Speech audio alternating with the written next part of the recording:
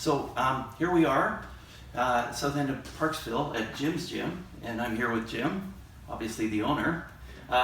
So we're going to find out a little bit about how Jim got into this whole thing. So Jim, tell me a little bit about how did you get into the gym here? It's a fabulous gym. I mean, unbelievable. But what started you on your journey?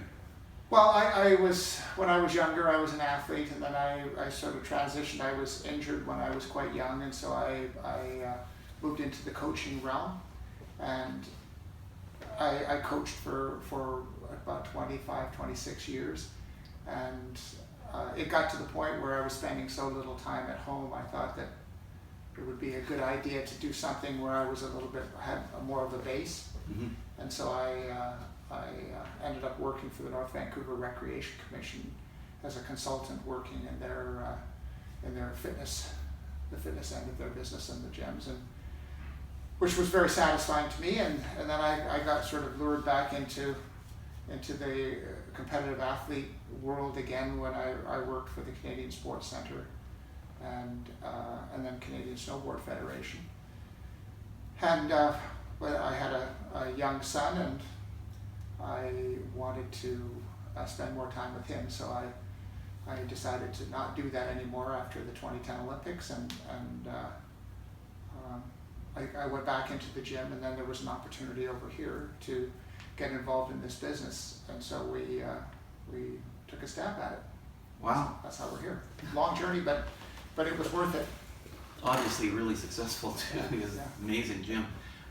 So tell me a little bit about your sports background. What were you involved in? Well, I was a wrestler, and I wrestled for Canada, and as I mentioned, I was injured when I was in my early 20s, and so that put an end to my sort of athletic career, and after moping about that for a year or so, I got into coaching. I was going to graduate school in Vancouver, and I decided to assist in the program up at Simon Fraser, which is where our national team was training, Right. and so that's how I got into coaching.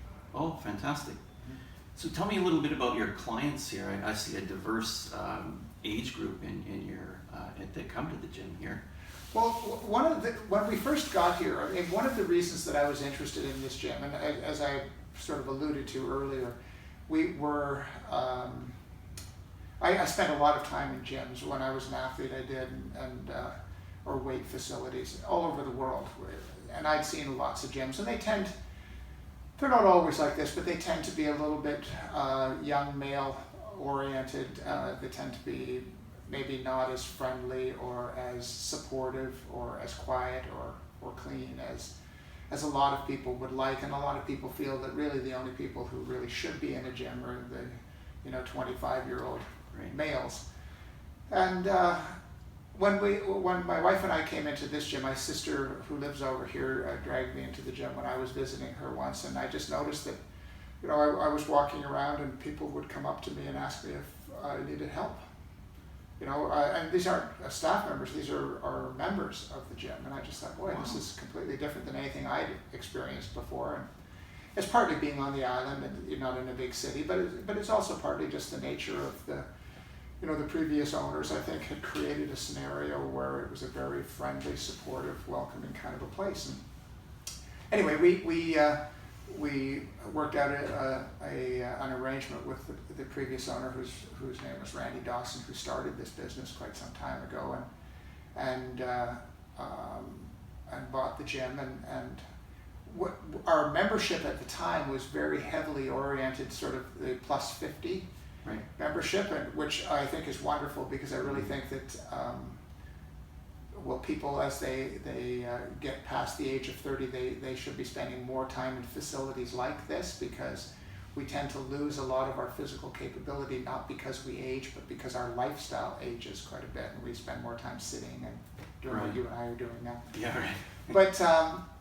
But what I did want is I wanted to try to create a broader present a broader spectrum of the population in the area. So we have a very solid sort of 50 plus membership group here, but I wanted to see some of the younger people come in. I think that it's healthy for younger people to see some of our older members do some of the spectacular, people like Jack, Right. who have done some pretty spectacular things in here, and I think it's inspiring, but I also think it's healthy for the older people to see younger people in here working away and working on whatever particular areas they think are important for them too. So we've made an effort to try to get a broader spectrum of the population in here, and I think we've been successful doing that.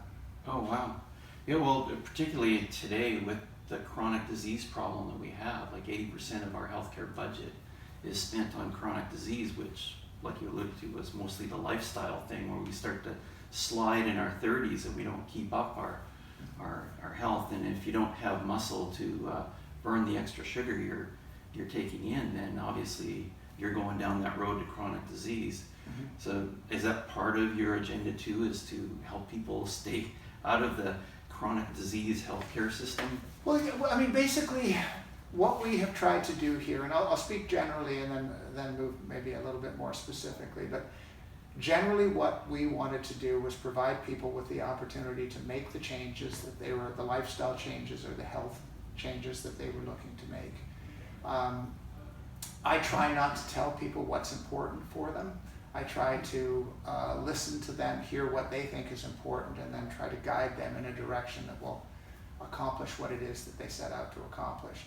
And I think that, you know, for the most part, we've been pretty successful here, but there's still lots of work to do. And because a lot of, you know, our job here is to educate people and to let them know what risk factors, how the risk factors that they're experiencing happen to be affecting their health profile. Wow. So we have a very good staff here, and our staff are quite accomplished in terms of the exercise physiology or exercise management, or even on the medical side, we have a physician that works here with us. And so, Really? Wow. yeah, so we're very fortunate, and anyway, the long and short of it is that we are able to provide people with information that will hopefully guide them to making healthier choices. Excellent. Yeah, well, you know, from my point of view, today the local physicians are so overworked they don't have time to actually do what you're doing, but that's so critical to the healthcare of people today, or prevention, so we don't end up spending most of the money on them at the end of their life, trying to give them some kind of length in their life and have poor quality life. But that's really great that you're doing all this. I don't think a lot of people know that that's happening down here. Well, you know what, I hope that what people will gradually find out about it. I mean, essentially, I think that what we're trying to do is we're trying to improve the quality of life of the people who walk in the door here. And we do that by improving their balance, or their strength, or their joint stability, or their blood fat profile, or, you know, their cardiovascular performance. There are lots of ways that we can improve people's quality of life, and those are just a few of them. Wow, that's great. Well, I'm glad you're here, because we need more people getting in here, because we can't afford the healthcare budget going up the way it's going. But that's so great that you're doing that. So can you tell me a little bit, there's obviously, I've seen some personal trainers around here.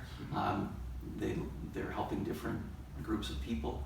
Any particular recommendations if somebody was starting brand new here?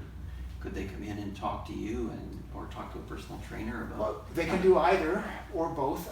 We have 3 personal trainers that work exclusively here, all very experienced, and which is great. And I think they do a good job. But right. If people, what I encourage people to do, one of the ways that we introduce people to a gym, especially people who have never been to a gym before, right. There's really the perception, as I said earlier, that this is the domain of the 25-year-old male. Right. And that's really, the 25-year-old males for the most part don't need to be in a facility like this. It's when we pass through ages 30, 40, or 50 where we really need to do some kind of strength training to maintain our balance and our coordination, or the base level of power, just to even do the daily things that we tend to do, but do them safely, or do them effectively, or do them enjoyably.